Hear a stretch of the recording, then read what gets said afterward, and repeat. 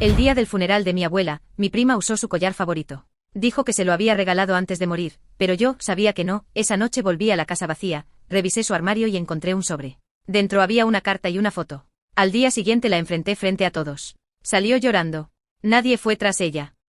El día del funeral de mi abuela, mi prima apareció con su collar favorito colgando del cuello como si no fuera nada, como si fuera normal que alguien lo llevara puesto cuando aún ni habíamos terminado de llorarla.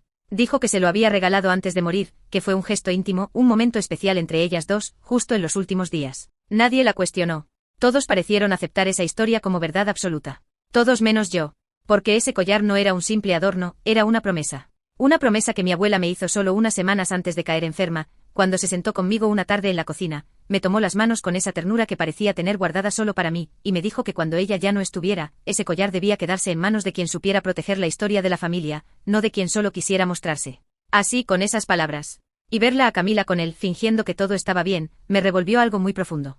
No fue rabia, fue traición. Porque no era solo una joya. Era un símbolo. Uno que ella no merecía. Durante la ceremonia, Camila no dejaba de tocarlo. Como si estuviera ensayando su versión. Como si el acto de rozarlo reforzara la mentira. Sonreía, hablaba con todos, recibía halagos por lo elegante que se veía. Mamá incluso le dijo que la abuela estaría feliz de verla con ese collar. Yo no dije nada. Pero mi cabeza era un torbellino. Recordaba cada conversación que tuve con la abuela sobre ese cofre azul donde lo guardaba, cada vez que me decía que no todo lo valioso se mide en oro, que algunas cosas pesan más por lo que representan. Y ahí estaba Camila, brillando con algo que no le pertenecía, mientras todos fingían no notar lo que era evidente. Me limité a mirar, a guardar cada gesto, cada palabra, sabiendo que algo no cerraba y que por más que quisiera ignorarlo, no podía. Esa noche, con la casa vacía y el silencio todavía húmedo de despedida, me ofrecí a quedarme para ordenar algunas cosas. Mamá no puso objeción. Tal vez pensó que necesitaba tiempo a solas, y no se equivocaba. Pero no era para llorar. Era para confirmar. Entré a la habitación de mi abuela como quien cruza un umbral sagrado. Todo estaba intacto, como si ella fuera a regresar en cualquier momento. El aire olía a lavanda y a algo más que no supe definir, tal vez recuerdo. Me acerqué al armario, abrí los cajones uno a uno con cuidado, sin buscar algo concreto, solo esperando encontrar esa señal que me dijera que no estaba loca. Y entonces lo vi. En el tercer cajón, entre papeles antiguos, fotos desordenadas y servilletas bordadas, había un sobre beige con mi nombre escrito a mano. Lo supe antes de abrirlo. Era su letra. Esa caligrafía temblorosa pero firme, con la R redondeada como solo ella la hacía. Mis manos temblaban cuando lo abrí. Dentro había una carta breve y una foto. La carta decía: Sofía, si esto llega a tus manos, es porque confío en que vas a saber qué hacer.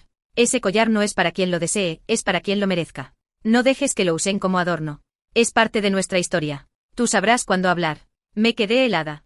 Leí esas palabras una y otra vez hasta aprenderlas de memoria. Luego vi la foto. Una imagen de hace años, una cena familiar. La abuela riendo y Camila a su lado con la mirada fija en su cuello, en ese mismo collar. Como si ya entonces lo hubiera querido. Volví a guardar todo en el sobre. Me senté en la cama. Respiré hondo.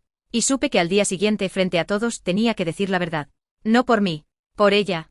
A la mañana siguiente el aire en la casa aún tenía ese olor raro que se queda cuando alguien muere, como una mezcla de flores marchitas, ropa vieja y tiempo suspendido. Mamá y mis tíos estaban acomodando algunas pertenencias, clasificando lo que cada quien se llevaría, objetos pequeños que no valían mucho en dinero, pero que cargaban años de historia, una lámpara del comedor, una colección de tazas, libros con dedicatorias, cada cosa pasaba de mano en mano con un silencio respetuoso, casi ceremonial. Nadie hablaba del collar, ni de Camila. Pero yo sentía como la tensión se estiraba, invisible pero densa, como si todos supieran, aunque nadie se atreviera a ponerlo en palabras. Hasta que llegó ella. Vestida de gris claro con la cabeza alta, los labios pintados y el collar colgando del cuello como si fuera un trofeo, como si no pasara nada. Saludó uno por uno con sonrisas suaves y frases dulces: «¿Te ves bien, tía? Qué bonita está la casa, la abuela estaría feliz de vernos juntos». No miró hacia mí. No se acercó.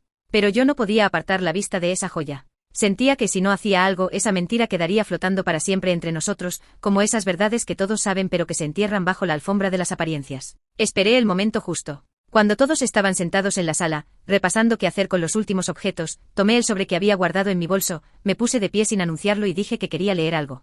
Mamá me miró extrañada, uno de mis tíos hizo un gesto con la ceja como si estuviera a punto de decir: «¿Ahora qué?», pero no dije nada más, simplemente saqué la carta, la desplegué y empecé a leerla en voz alta, con la voz firme, sin dramatismos, solo con la seguridad de quien sabe que no está inventando nada. Cada palabra escrita por la abuela se volvió más pesada a medida que avanzaba. Nadie interrumpió. Nadie se movió. Cuando terminé, levanté la vista y mostré la foto. La imagen era clara, la abuela sonriendo en una cena antigua, Camila sentada a su lado, con la mirada clavada en su cuello, en ese collar. El silencio fue absoluto. El tipo de silencio que cae cuando una verdad incómoda deja sin aire a los presentes. Camila no reaccionó de inmediato. Se quedó sentada, tiesa, con la vista clavada en el suelo. Pasaron segundos que parecieron horas. Entonces murmuró algo que nadie entendió bien, una especie de «no era así», y se puso de pie. Su cara estaba roja, los ojos brillaban, pero no habló más. Cruzó la sala caminando rápido, empujando ligeramente una silla, y salió por la puerta sin mirar a nadie. Nadie la detuvo. Nadie dijo nada. La abuela, incluso desde el más allá, había hablado más fuerte que todos nosotros. Mamá fue la primera en romper el silencio. Con la voz quebrada pero serena, dijo, Clara sabía lo que hacía. Siempre supo. Y uno de mis tíos, que había sido especialmente cercano a Camila, suspiró con fuerza, como si algo que llevaba semanas oprimiéndole el pecho por fin hubiera salido. Nadie preguntó por el collar. Nadie dijo qué hacer con él. Pero yo ya no lo necesitaba. Porque esa carta, esa foto, esa escena, ya lo habían dicho todo. Después de que Camila salió de la casa, no se oyó ni un portazo, ni llanto desde el otro lado, solo el sonido seco de la puerta cerrándose y el eco de sus pasos perdiéndose por el pasillo, como si supiera que no valía la pena intentar justificar nada. Nadie fue tras ella, nadie dijo su nombre en lo que quedaba del día. El resto de la reunión se volvió casi mecánico, repartimos algunas cosas, organizamos cajas, mamá y los tíos hablaban bajo, evitando mirarse demasiado tiempo, como si no quisieran desatar otra conversación incómoda. Yo me quedé sentada con el sobre aún en las manos, sin saber si guardarlo o dejarlo a la vista, como una prueba viva de lo que acababa de pasar. Cuando finalmente me levanté, mamá se acercó, me abrazó sin decir palabra y me susurró al oído algo que me quedó grabado. Ella te eligió para esto, no lo dudes. Y eso me dio una paz que no había sentido desde que murió. No porque tuviera razón o porque me hubiera salido con la mía, sino porque por fin alguien lo había dicho en voz alta. Que no estaba exagerando, que no era resentimiento, que era verdad. Clara había sido clara. Y yo solo la escuché. Volví a casa con el cuaderno negro en la mochila y el sobre en la mano. Me encerré en mi pieza, cerré la puerta con seguro, me senté frente al escritorio y volví a leer la carta, no porque no recordara las palabras, sino porque necesitaba oírlas otra vez, como si cada letra fuera un pequeño empujón hacia adelante. Luego abrí el cuaderno, busqué una hoja en blanco y escribí mi primera entrada, sin pensarlo mucho, hoy hablé por las 2. Y nadie pudo callarme. Cerré el cuaderno y respiré profundo. Algo dentro de mí se había ordenado. Los días siguientes fueron extraños. No hubo mensajes de Camila. Nadie la mencionó en el grupo familiar. Mamá intentaba actuar como si todo estuviera volviendo a la normalidad, pero yo sabía que esa normalidad ya no existía. Algo se había roto, pero al mismo tiempo, algo se había acomodado. Una tarde, mientras almorzábamos en silencio, mamá me dijo que había algo más que necesitábamos revisar, unas cajas con documentos antiguos que estaban guardadas en el entretecho de la casa de la abuela, papeles, cartas, cosas que nadie había tocado en años. Fuimos juntas el sábado. Subimos con linternas y guantes.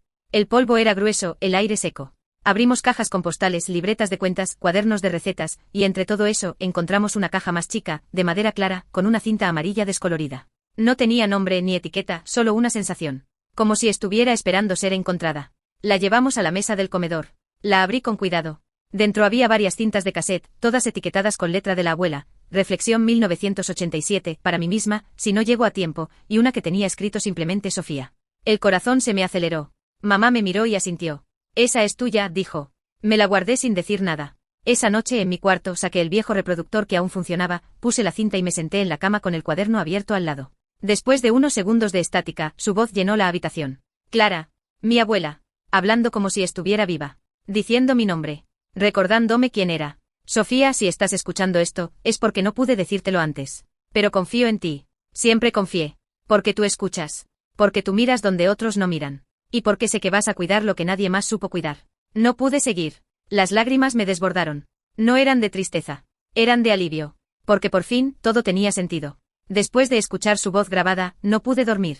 Me quedé acostada en la oscuridad con los ojos abiertos, repasando cada palabra, cada inflexión de su tono, como si aún pudiera estar sentada a mi lado con una taza de té como solía hacer los domingos. Y no era solo la emoción de oírla. Era el peso de lo que me estaba confiando. Porque esa cinta no era solo un mensaje. Era una llave. A algo que aún no había terminado de entender.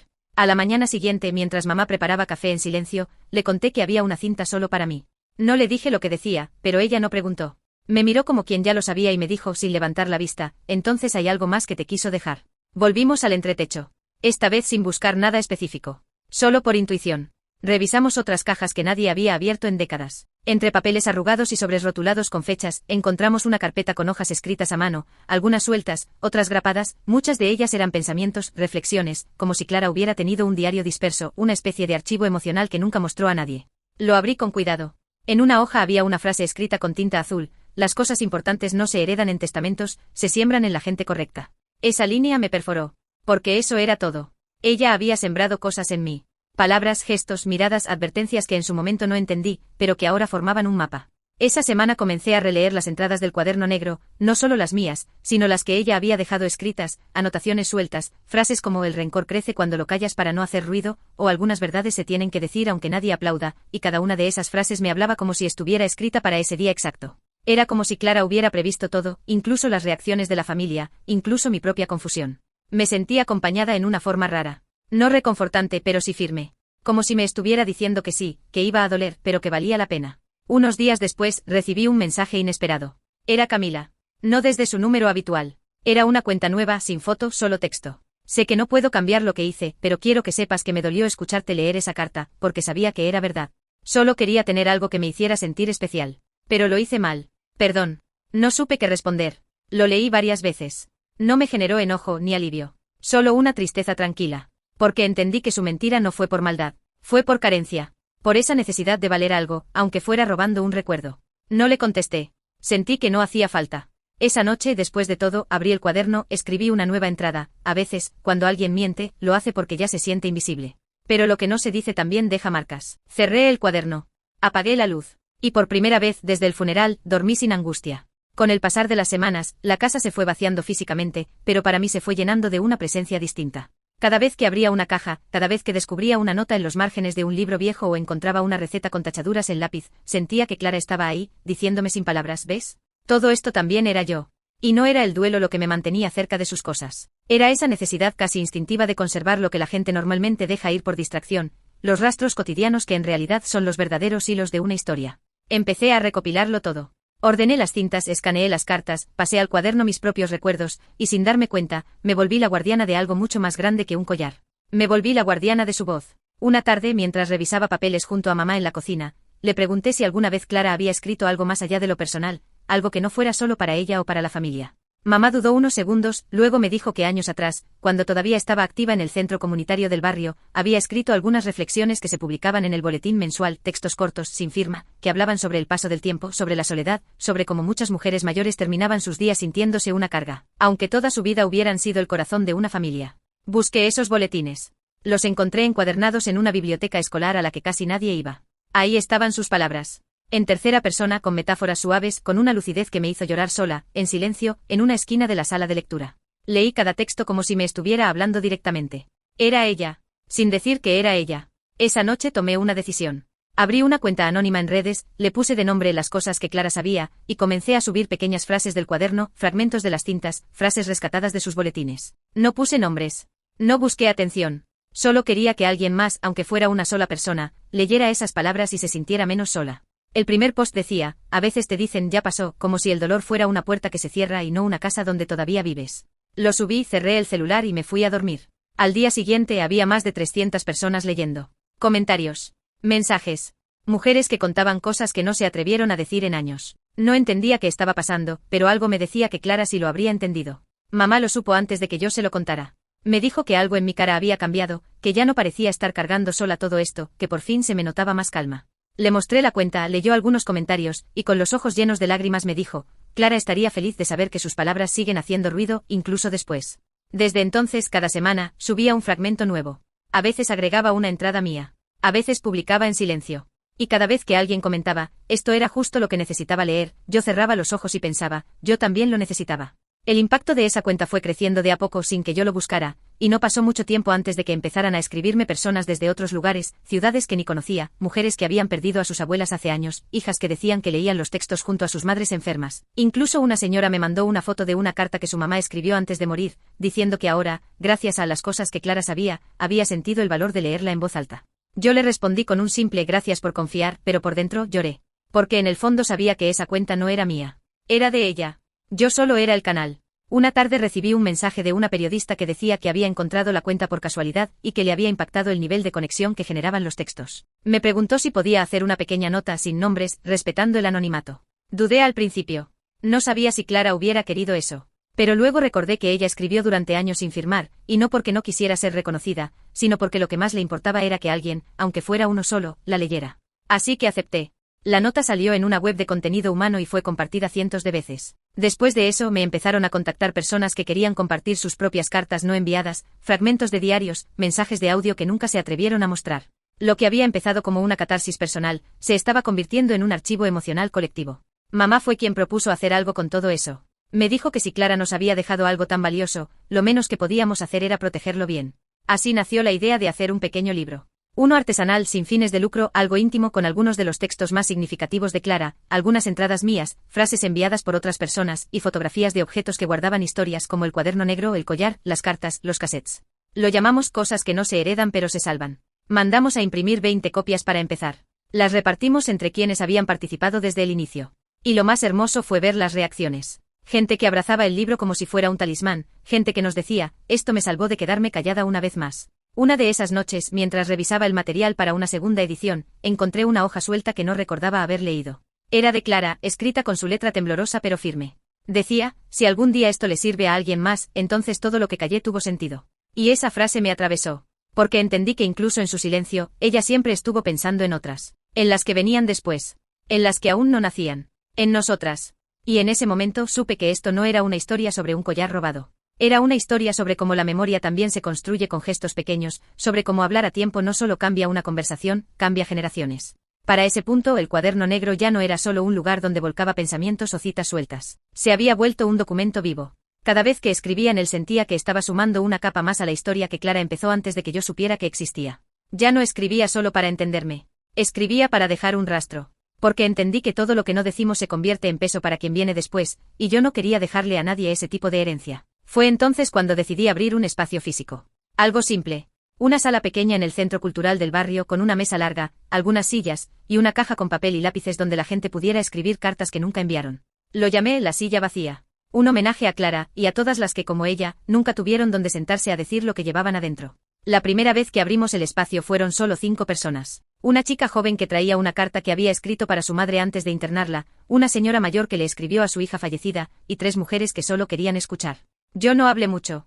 Solo leí la carta que encontré en el armario el día del funeral. Esa con mi nombre en tinta azul. Cuando terminé, no hubo aplausos. Hubo silencio. Pero fue ese silencio denso honesto que no incomoda, sino que limpia. Después de eso, nadie quería irse. Se quedaron hablando en pequeños grupos, compartiendo pedacitos de sus propias historias. Y en ese momento supe que Clara no solo me había dejado palabras. Me había dejado una forma de seguir hablando con el mundo. Con el tiempo, la silla vacía se volvió algo más grande. Gente del barrio empezó a venir cada semana. Traían objetos, cartas, hasta audios que no habían tenido valor de escuchar antes. Algunas veces venían solo a llorar.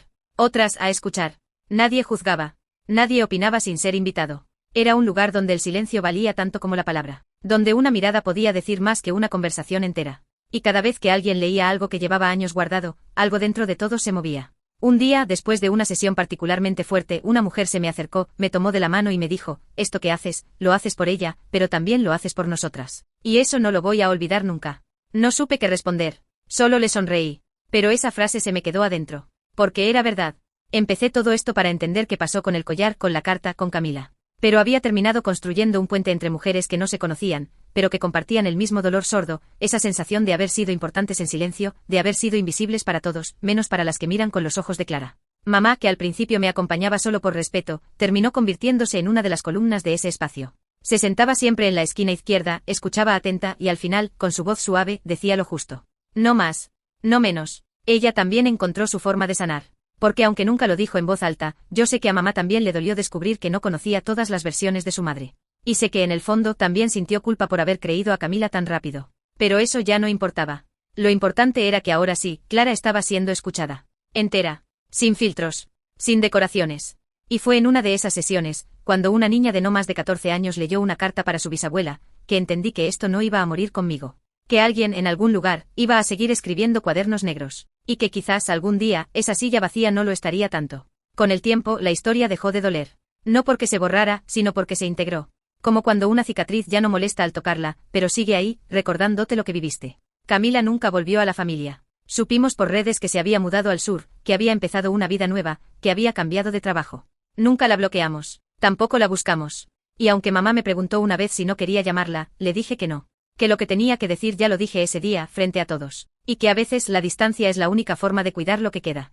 Nunca le devolvió el collar. Y aunque durante un tiempo pensé en pedírselo, un día me desperté y entendí que ya no lo necesitaba. Porque ese objeto, por más simbólico que fuera, ya no representaba lo que yo había heredado. Yo heredé su voz, su forma de mirar, su impulso de dejar algo más allá del silencio. La silla vacía se volvió parte del barrio. Incluso gente que no conocía a Clara venía a compartir. Un profesor trajo cartas escritas por sus alumnos a familiares ausentes. Una mujer trans leyó la última carta que su madre le escribió antes de morir. Un chico de 20 leyó un poema para la abuela que lo crió. Y cada historia que llegaba se quedaba. No como archivo, sino como eco. Como prueba de que lo que empezó con una carta en un cajón terminó siendo un lugar donde la gente venía a dejar lo que no cabía en ninguna otra parte. Una noche, después de una sesión especialmente íntima, me quedé sola en la sala, acomodando sillas, apagando luces, cerrando ventanas. Y ahí, en ese momento de quietud total, sentí una paz distinta. No era alegría. Era algo más profundo. Era la certeza de que todo lo que dolió sirvió para algo. Que si no hubiera dicho lo que sabía, si no hubiera leído esa carta en voz alta, todo esto nunca habría existido. Me senté un rato frente a la silla vacía. Saqué el cuaderno negro del bolso. Lo abrí en la última hoja. Ya casi no quedaba espacio. Tomé el lápiz y escribí la última entrada. Una sola frase. Nada más, ella no se fue. Solo cambió de voz. Cerré el cuaderno.